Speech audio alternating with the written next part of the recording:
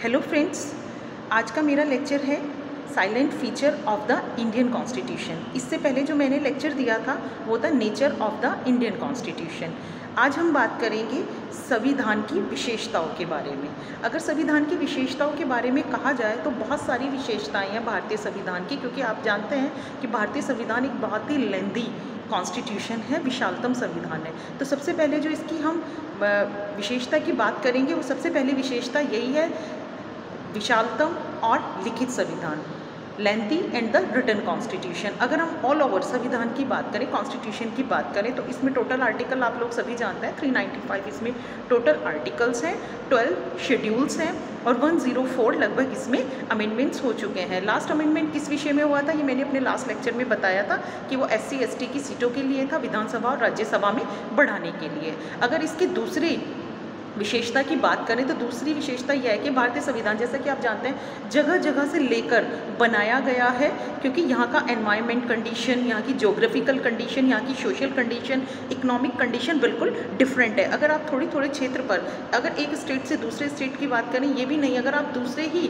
एक रीजन से दूसरे रीजन में जाएंगे तो आपको पता चलेगा कि वहाँ पर कितने डिफरेंसेस है, खाने में चेंजेस है, पहनने में चेंजेस है। तो इसलिए भारतीय संविधान जो बनाया गया है, मेड फ्रॉम मैनी सोर्सेज, बहुत जगह से लिया गया है।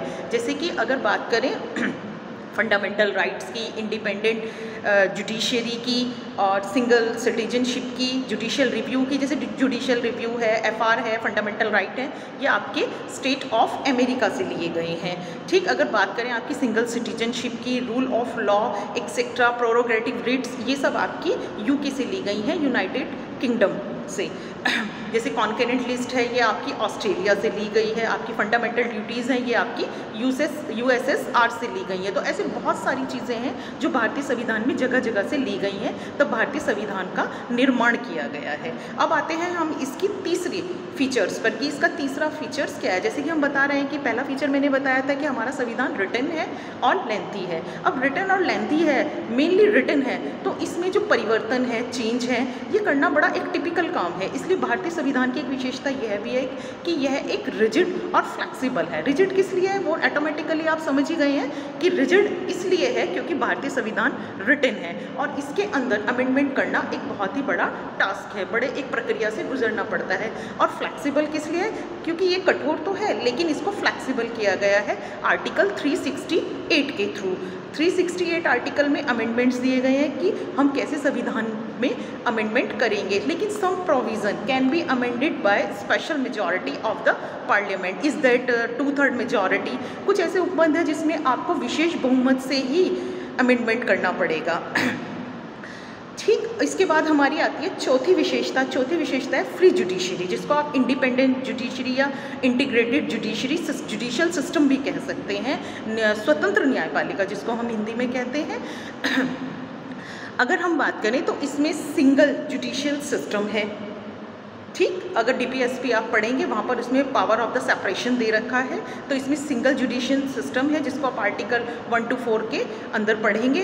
अपॉइंटमेंट ऑफ जजेस है, वो थ्रू सुप्रीम कोर्ट या हाई कोर्ट के जजेस हैं। अगर उनके अपॉइंटमेंट की बात की जाए या उनके रिमूवल की बात की जाए, जो उनका रिमूवल है वो इम्पीचमेंट के थ्रू होगा, जैसे कि प्रेसिडेंट का होता है। ऐसा नहीं कि उसको ऐसे ही हटा दिया जाएगा, एक प्रोसीजर से गुजरना पड़ेगा। अगर उसके अपॉइंटमेंट की बात की जाए तो अपॉइंटमेंट हाई कोर्ट और सुप्रीम कोर्ट के जजेस का थ्रू कॉलेजियम सिस्टम से ही होगा। तो न्यायपालिका की अपनी एक गरिमा है। अगर हम आर्टिकल 32 का यूज़ कर रहे हैं तो इसीलिए कर रहे हैं क्योंकि न्यायपालिका की अपनी एक गरिमा है, वो स्वतंत्र है, वो किसी के अंडर काम नहीं करती। ठीक, अब इसका आता है fourth feature, federal and unitary system. भारतीय संविधान कैसा है, फेडरल भी है और यूनिटरी भी है। मैंने आपको पहले पढ़ाया था डिवीज़न ऑफ पावर। अगर बात करें कि लेजिस्लेचर क्या करता है, व्यवस्थापिका क्या करती है, तो क्वेश्चन हमारे माइंड में आता है सबसे पहले, हु मेक्स लॉ, कानून कौन बनाता है। नेचुरल सी बात है, अब हम समझ जाएंगे कि लेजिस्लेचर मेक्स लॉ। और बात करें इन्फोर्समेंट कौन करता है, इसको इनेक्टेड कौन करता है, तो एग्जीक्यूटिव कार्यपालिका, जब तक प्रेसिडेंट उसको पास नहीं करेगा जब तक वो इन्फोर्स नहीं करेगा। अब जुडिशली क्या करेगा, जुडिशियल जो सिस्टम है वो सिर्फ और सिर्फ सेटलमेंट ऑफ द डिस्प्यूट, वो केवल सेटलमेंट, विवादों का निस्तारण करता है। ठीक, लेकिन कुछ ऐसी लॉज अगर बना देती है लेजिस्लेचर जो हमारे फंडामेंटल राइट का वायलेशन कर रही है, कर्टेन कर रही है, उन्हें डेरोगेट कर रही है, तब हमारा जुडिशियल सिस्टम जो जुडिशियल रिव्यू के थ्रू क्या करेगा, उस लॉ को वहाँ से हटा देगा, वहाँ से अगर वो इनकंसिस्ट है हमारी फंडामेंटल राइट से मैच नहीं कर रही है, उसे कम कर रही है। ये हमारे जुडिशियल रिव्यू का जुडिशियल सिस्टम का काम है। वो थ्रू कैसे करेगा, JR से, जो हमारा कहाँ से लिया गया है, यूनाइटेड ऑफ किंगडम से।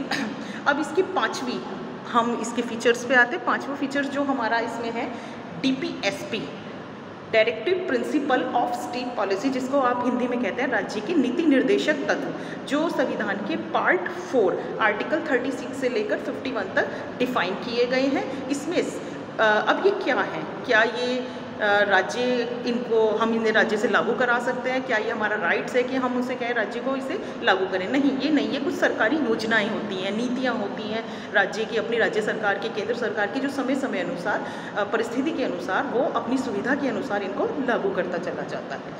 ठीक, इसके बाद आती है हमारी जो 6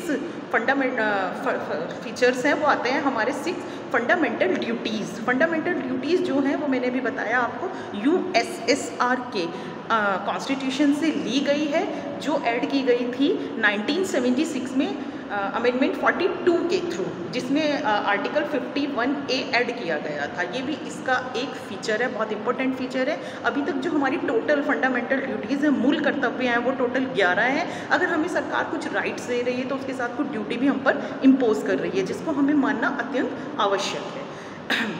अब हमारा बहुत ही इंपॉर्टेंट आता है सिंगल सिटीजनशिप। सिंगल सिटीजनशिप भी हमारे संविधान की एक विशेषता है।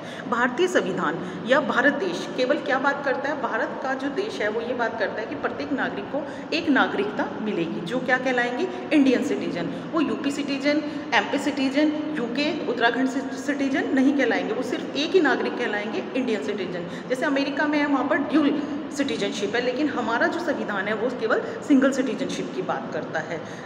अब आते हैं हमारे फंडामेंटल राइट्स। फंडामेंटल राइट अपने आप में कितना इंपॉर्टेंट पार्ट है।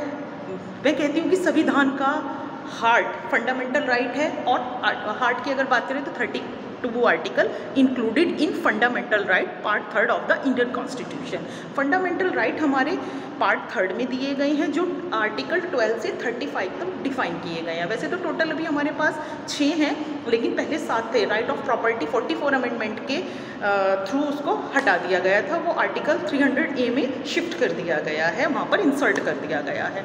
अब फंडामेंटल राइट क्या है, ये एक यूनिवर्सल राइट है, सार्वभौमिक राइट है, जो सभी को मिलता है, सिटीजन्स को भी मिलते हैं, पर्सन को भी मिलते हैं। पर्सन और सिटीज़न को डिफाइन किया गया है आर्टिकल 14 में, 15 में डिफाइन किया पर्सन कौन है और सिटीज़न कौन है।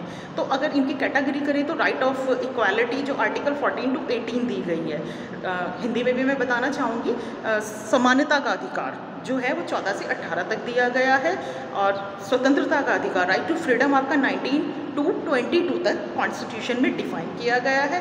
राइट अगेंस्ट एक्सप्लॉटेशन, शोषण के विरुद्ध जो अधिकार है आपको 23 और 24 में डिफाइन किया गया है। फिर आपका आता है right to freedom of religion, धर्म की स्वतंत्रता का अधिकार, ठीक, वो आपको आर्टिकल 25 से 28 तक डिफाइन किया गया है। इसके बाद आता है कल्चरल एंड एजुकेशनल राइट, जो कल्चरल और एजुकेशनल राइट है वो 29 और 30 में डिफाइन किया गया। आगे आता है आपकी, अभी सारे राइट्स तो आपको दे दिए, ठीक, अगर इनका वायलेशन हो रहा है या इनको कोई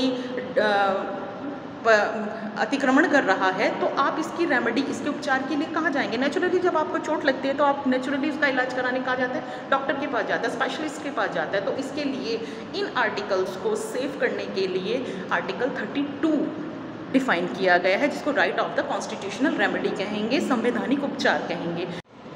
अब ये कल्चरल और एजुकेशनल राइट, ये सारे राइट जैसे right to freedom, right to exploitation, ये सब आपको दे दिए गए हैं, नो डाउट, ठीक है। ये आपका पार्ट 3 कह रहा है कि यहाँ से यहाँ तक ये आर्टिकल में डिफाइन किए गए हैं। लेकिन अब अगर इनका वायलेशन होगा, इनका वायलेशन होता है या इनको कोई अतिक्रमण करता है इसका, तो इसके लिए हम कहाँ जाएंगे? नेचुरल सी बात है, जब आपको चोट लगती है उस चोट को सही करने के लिए आप स्पेशलिस्ट के पास जाते हैं।